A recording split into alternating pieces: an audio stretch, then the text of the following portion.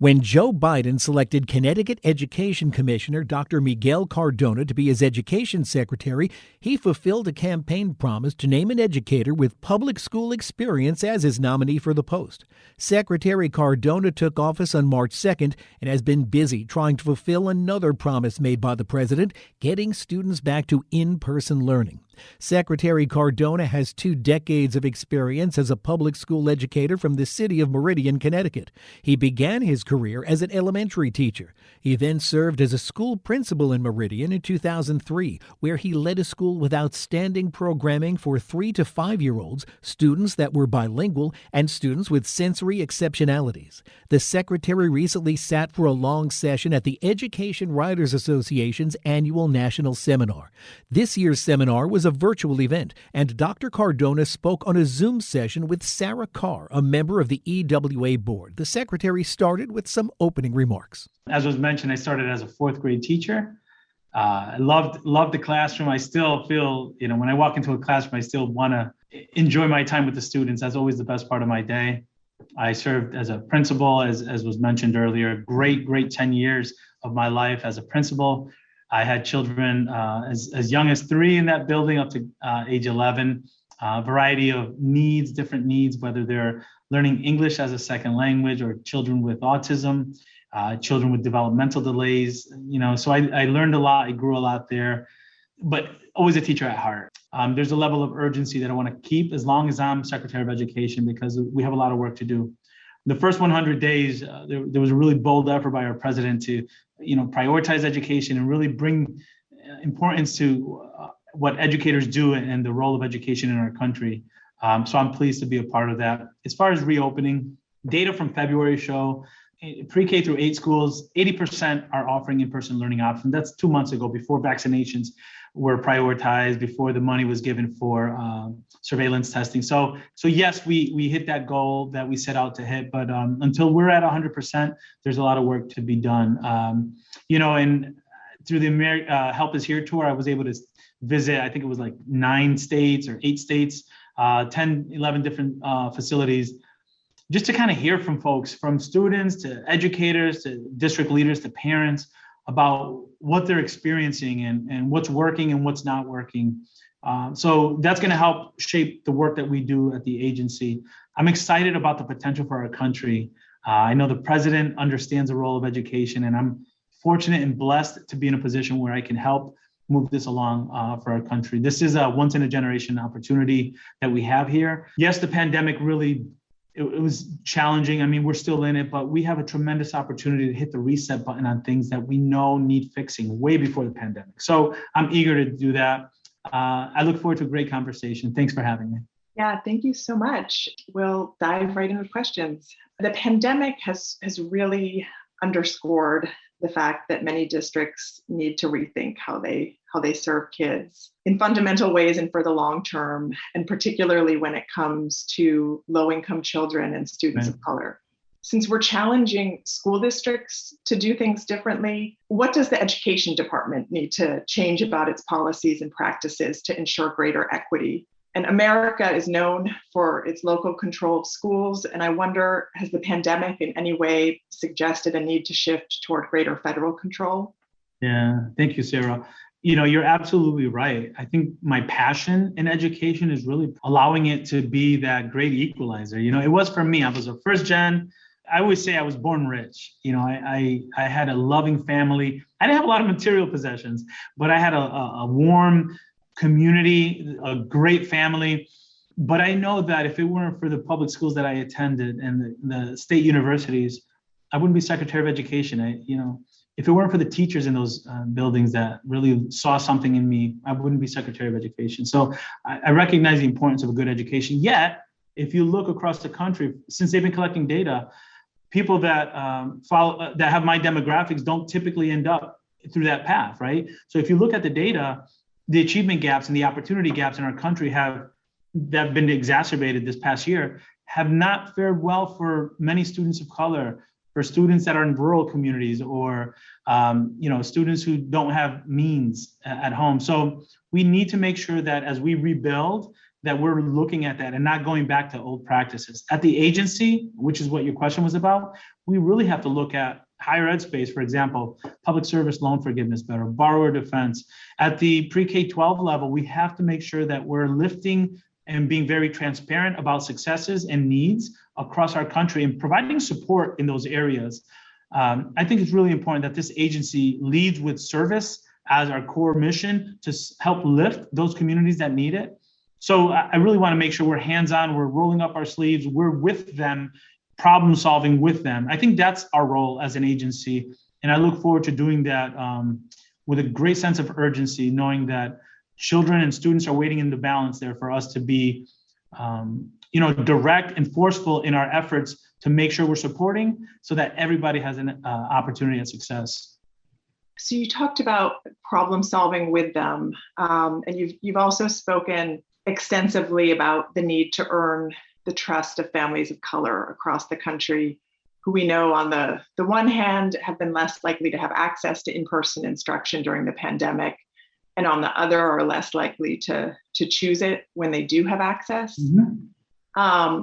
What are 3 things that most school districts are not doing currently that you wish they would do to better serve and gain the trust of families of color? I'll tell you 3 things that I know will work. So without doing a landscape analysis and looking at those strategies and whether or not they're doing them, I'll tell you 3 things that I know we need to do more of. We need to make sure that our schoolhouses are prepared to meet the social emotional needs of our learners. We need to make sure that that students are seeing themselves in the curriculum. The work of Dr. Rudine Sims Bishop, windows, mirrors, and sliding glass doors comes to mind, where we need to make sure that what we're presenting to students is sensitive to what their background is and what their needs are. So the social emotional piece, and students need to see themselves in their schoolwork so that we can engage them. That's number 1. Number 2, we have to make sure we're connecting families to the learning process. My parents will always be my best teachers.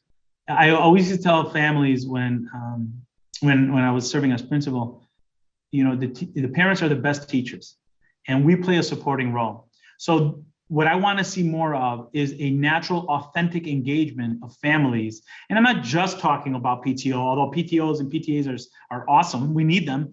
I'm talking about engaging with all families and making sure that we're bringing them into the mix, because parents want the best for their children. And our success with the students is going to be based on how well we engage the family. So the social emotional piece, making sure students see themselves in the curriculum and see themselves in their learning, and connecting with families. And then another thing that we're really going to focus on, it's one of my priorities coming into the agency, is making sure that our pre-K-12 education system is connected not only to higher education, but to the workforce needs. We need to make sure that we're providing better pathways for our learners. I'm at a community college today, and I got to talk to some students who are having great opportunities here because they're thinking about different pathways. So we need to make sure that as we evolve to provide students opportunities to better pathways. I know a big coverage topic and priority right now is the $130 billion in federal stimulus funding for public schools. And I wonder, as districts begin to spend this money, what most encourages you and what most concerns you? And I mean, you mentioned the need for authentic family engagement, and I know that states and districts are supposed to provide evidence of that. And I just wonder what accountability will there be to make sure that there's true family and community input about how this money is spent? It really is about the design. You can't just have random acts of family engagement, right? It has to be intentional. It has to be designed. So I feel I'm happy, and I feel confident that states are looking at revisiting what it means to have families engaged. This pandemic taught us that we have to be nimble, we have to be flexible, and we have to meet families where they are. So I'm feeling optimistic that it's not going to be some of the same strategies that for many families was ineffective. And it really is planning for a reimagined learning with families at the table, not saying, here's our plan, we want you to embrace it. It's, what are your thoughts on what it should look like? How should we engage families? So I'm seeing that. I'm excited about that. And, one of the concerns is obviously that as we turn on the lights and, the spring flowers come up and things start to look a little bit more like they did prior to the pandemic, my biggest fear is that we go back to practices that were comfortable before the pandemic, but led to the disparities in outcomes that we are experiencing as a country. So I don't want us to go back into that comfort zone. We grow when we're uncomfortable. So we're going to have to rethink education and ensure that the funds are going to those students that were impacted the most. So that's tough leadership, right? You're going to have to change what people are used to with schools. I always say the pandemic, when it ends, it's not going to mean it's easier work. It's going to be different work, but it's going to be equally as challenging to lead through the next chapter of education in our country, where difficult decisions have to be made because we have to address the disparities that existed before the pandemic. So, do you envision rejecting or really strongly nudging state plans that you think are at risk of bringing us back to some of those practices? I'm a big believer in equal parts support and accountability, right? You lead with support, but it's critically important for the students that we make sure that we're supporting our states and helping in every way possible to help them in their efforts to address disparities. And that could mean that we're having conversations with states that maybe we look at plans and we see that it's not as clear as it needs to be based on some of the data that we see from those states. So, but at the end of the day, we want to partner with states. My experience as a commissioner of education in Connecticut, it's hard work and it's not always pretty, but it's the right way to do it. It's the right way to roll up your sleeves with folks that are educational stakeholders and say, this is the issue that we have. How can we solve it together? And listen to diverse perspectives so that whatever plan you have, it's the one that has the fingerprints of all those stakeholders on it. And we recognize why we're going in that direction. And there's generally better buy-in in it. And it's more sustainable than something where you have one person doing it and everyone expected to follow. I do plan on working closely with states. I do plan on ensuring that our agency is a service agency. At the end of the day, they need to feel supported, it's not only by the resources, but by the best practices that are around the country that we're going to share with them, but also our agency members being partners with them in the thought process. Still to come, we'll hear more from Education Secretary Cardona on reopening schools and other topics. That's next on The Best of Our Knowledge.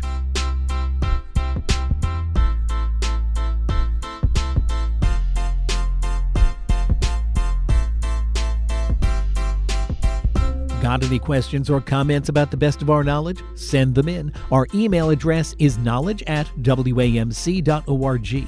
And if you'd like to listen to this or any past programs again, you can find them online at our flagship station's website. Just go to wamc.org and click on the programs link. And while you're there, subscribe to the Best of Our Knowledge's podcast or download the WAMC radio app to listen on demand anytime, any place.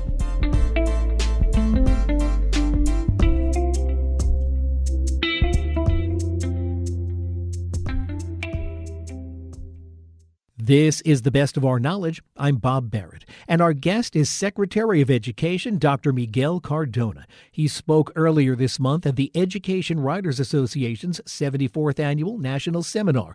It was a virtual event. The moderator for the session is Sarah Carr, a member of the EWA board. I want to go back to the issue of reopening schools in person, which you touched on in your introduction. Mm-hmm. It's been a clearly stated priority for you and for the president. And can you give us somewhat of a kind of your personal scorecard of where we are with that, specifically with an eye towards what you think has gone particularly well and what hasn't? Right. And in hindsight, that target of a majority of elementary schools open by the first 100 days, was that the right goal to set? Should it have been more ambitious? Mm-hmm. So, it's a very complex issue to reopen schools in the middle of a pandemic. Having experienced that, again, as a commissioner of education in Connecticut, I'll give you a quick vignette of kind of what I experienced some mid-March last year. I called the superintendent of a very well-resourced district and I said, how's it going over there? You go, Miguel, you know what? We just turned on a switch. Every kid has a laptop. They all have good internet service. And we have all of our curriculum materials online where all you have to do is visit our website.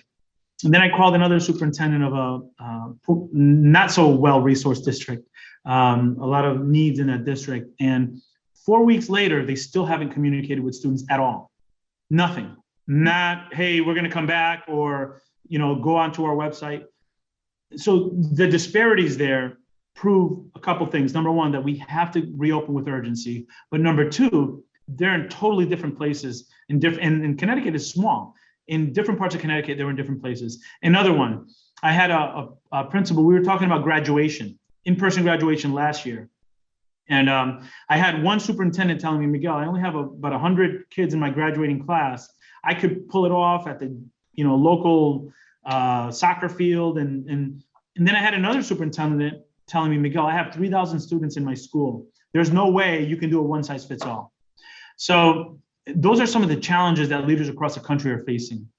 I am pleased with 80% of the schools providing, this is in February, providing in-person learning. I know it's going to be a higher number next week.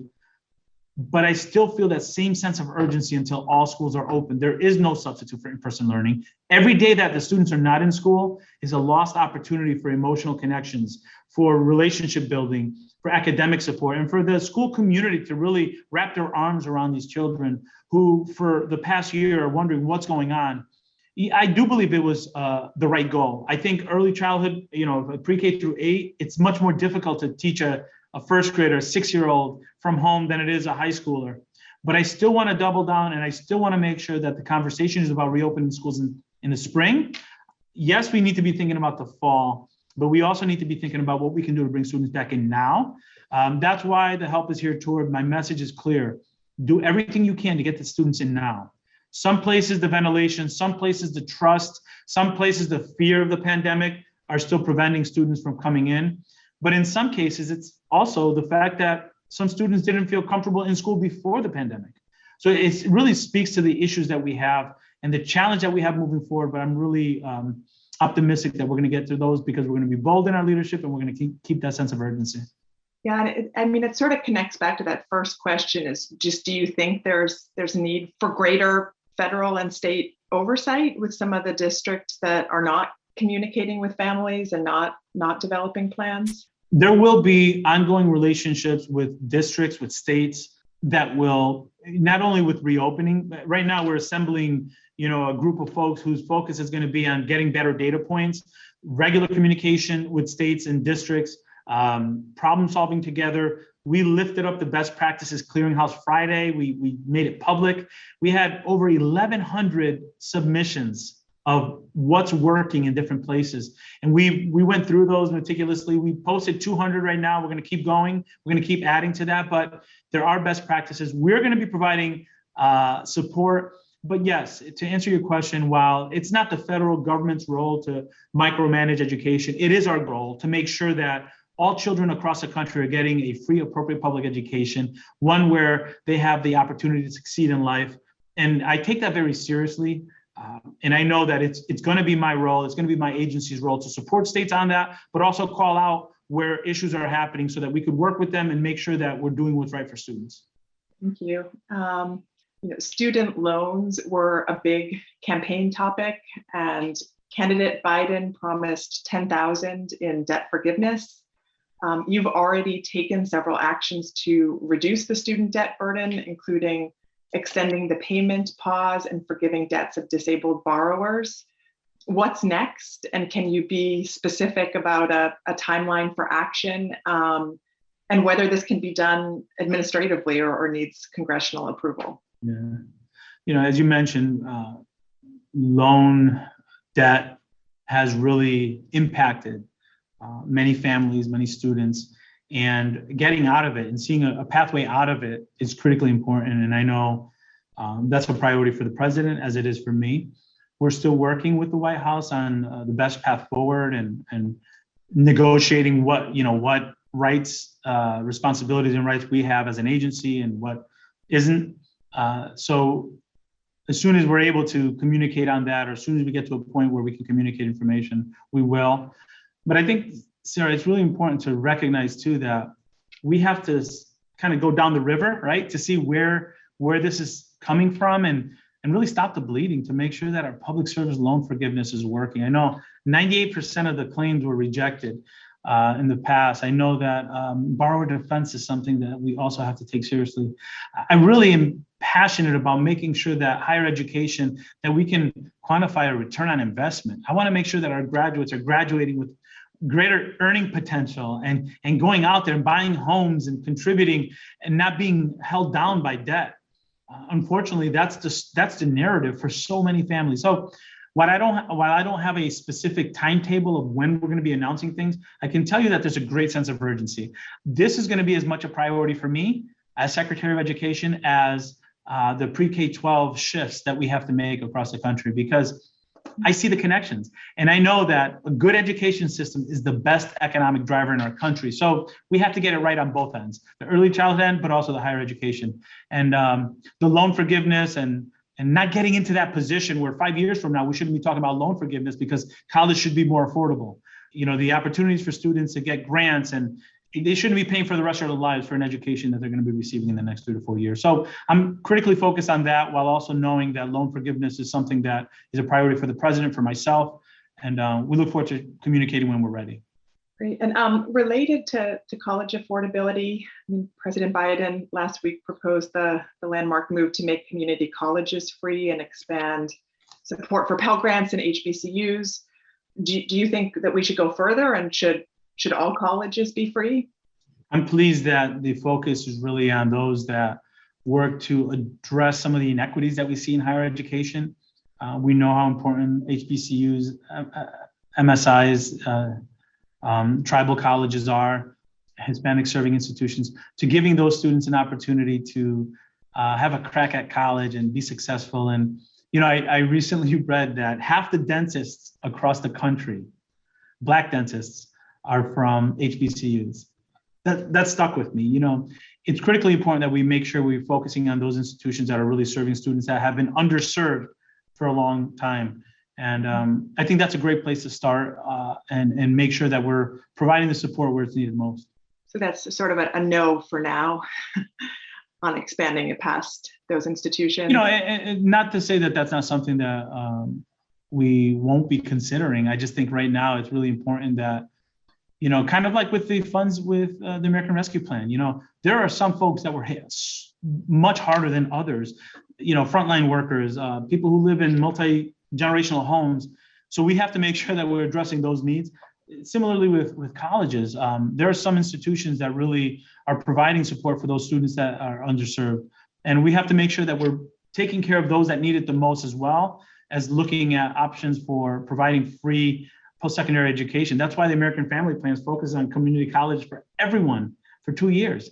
The students that I talked to a little while ago, one going into occupational therapy, a few that were going into the automotive technology field, there was one going into the sciences.